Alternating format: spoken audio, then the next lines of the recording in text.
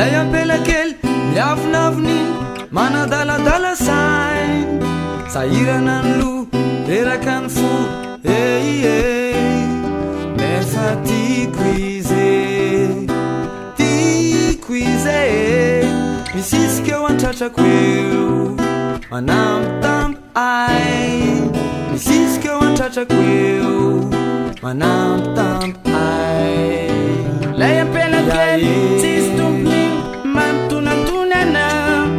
mampitonaka ny lo mankararary fo nefa tiako izay sisika eo antratrako eo manambitamby ay misisika eo antratrako eo manambitamby ay sahirana ny lo reraka ny fo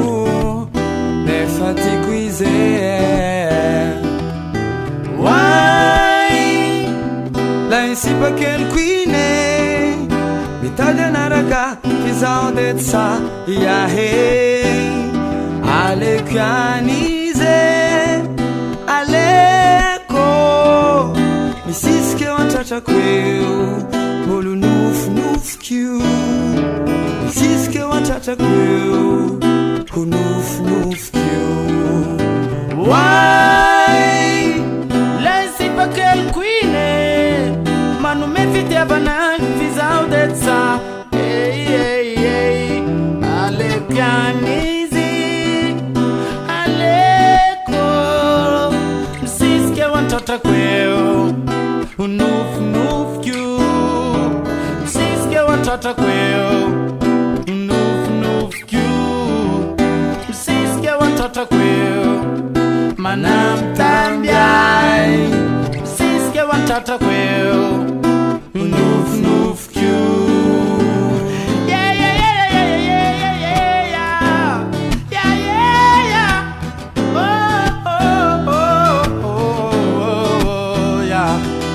mitady anarakay manome fitiavanay le sipakeliko iny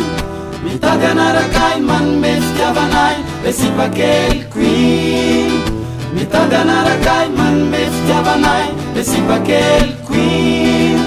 mitady anarakay manome fitiavanay le sipakeliko iny mitady anarakay manome fitiavanay le sipakeliko iny mitady anarakay manome fitiavanay le sipakeliko iny